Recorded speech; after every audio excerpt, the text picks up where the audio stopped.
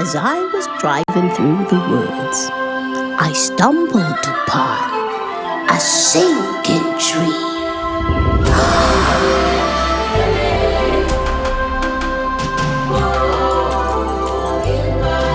Oh my goodness.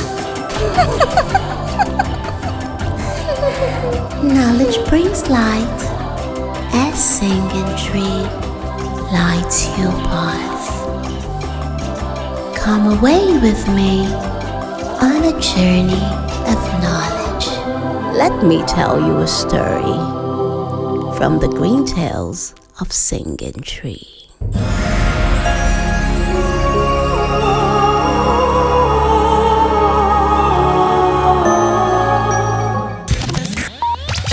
This is Africa.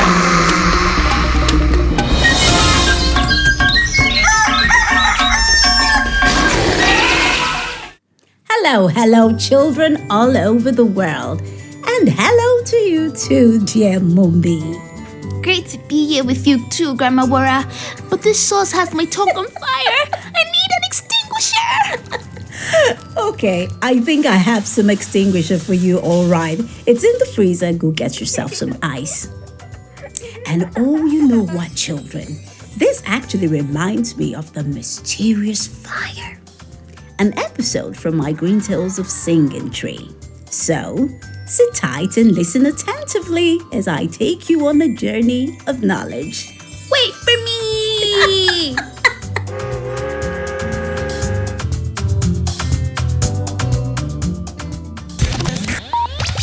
This is Africa.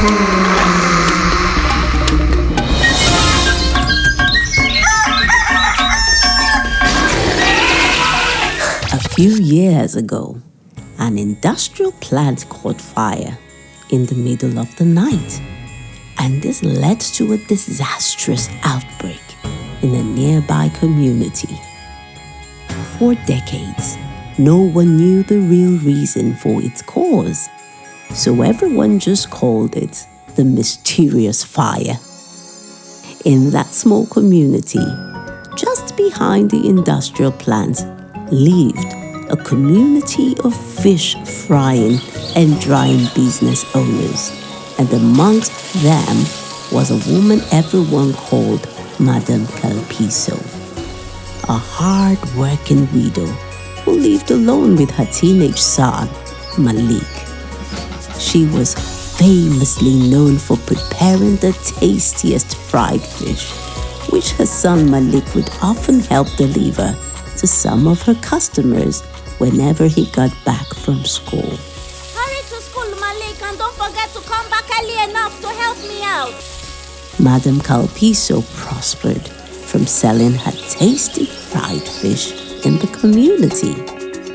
However, she also had the habit of constantly leaving her containers of hot oil close to the stove, which she used in frying fish. And usually, when Malik got back from school, he would always be the one to place it back where it belonged. One day, after school, while Malik was on his way back from helping his mother deliver some fish orders, he heard the most beautiful voice singing a lovely melody. He looked around to see where this voice was coming from, but saw no one. As though completely drawn by it, he began to follow in the direction in which he believed the voice was coming from, only to find himself standing right before the most beautiful tree he had ever seen. Singing Tree. After a moment of being lost in utter amazement, just looking at what he could only describe as the most beautiful lady tree he had ever seen, Singing Tree smiled very kindly at Malik and said, in hurried, filled words, The torch holder should never forget his job and sleep in the forest. With these words, she turned into a still tree like every other tree in the forest. And as though it had all been a dream, Malik was jolted back to reality as he immediately began to hurriedly make his way back home. As he did so, the urgency in Singing Tree's words seemed to ring in his ears over and over. Then he got home and met his mother, Madame Kalpiso, who was still frying some fish as usual. She observed Malik, and she observed that he looked like he had just seen a ghost and still looked somewhat confused. She then asked him what the matter was. Malik told her everything that had happened in the forest, but Madame Kalpiso found it hard to believe. She believed that he had probably fallen asleep somewhere while on his way home and dreamt it all. She then told him to go inside so she could serve him some food. Malik did just as he was asked, but Singing Tree's words would not stop echoing in his ears and in his heart. That night, he tossed from side to side in bed, finding it hard to fall asleep. He also wondered what Singing Tree's words meant, and like a flash, it occurred to him that his mother had never put the fire out by herself whenever she was done frying her fish. Images of a keg of oil raced through his mind like a flash. Immediately, Malik rushed out, and to his surprise, the pot of frying fish had tipped over, and fire had spread to the back. Malik immediately alerted his family and everyone all around the neighborhood. Within minutes, the fire was put out. Everyone was left in shock, but relieved that the fire had not gone any farther than it did, or reached the industrial plant, which would have probably caused another disaster like the mysterious fire. While everyone was still talking about the possibility of another mysterious fire, suddenly Madame Kalpiso fell to the ground and broke down in tears as she told everyone how those many years ago she had been the one who started the mysterious fire. Due to her constant habit of always leaving her small fires and believing that the wind would take care of them. But that night, a little fire spread through spilled oil to the plant and burnt it all down. She had felt too ashamed and afraid to come forward. The fire had caused so much loss of properties, although thankfully no lives were lost. Nevertheless, she had not been able to get over the guilt and pain she felt in her heart as a result of the incident. At that moment, she couldn't bear to look at her son's face or any of her neighbors.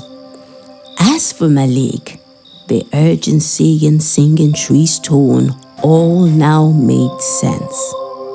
She wanted Malik to stop the fire that night and teach everyone the lesson behind fires, no matter how big or small they are.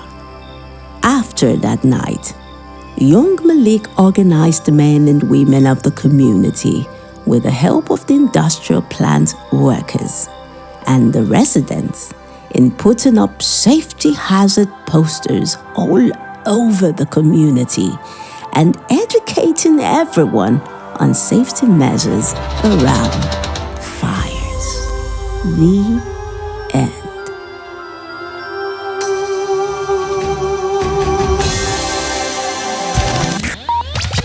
This is Africa.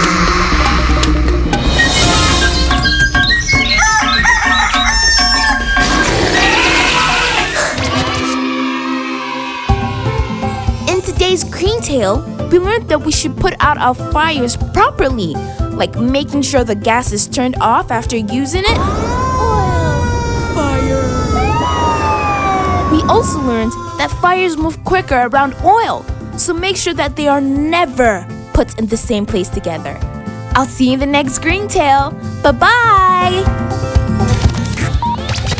This is Africa.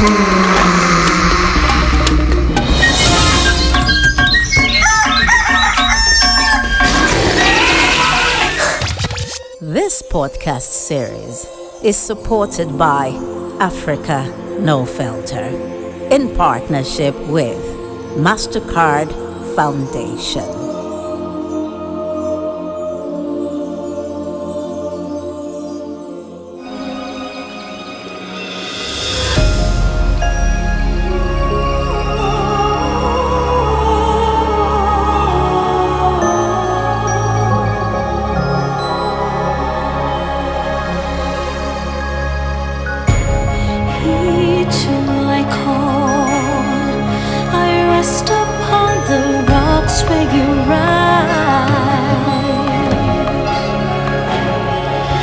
Listen to the earth.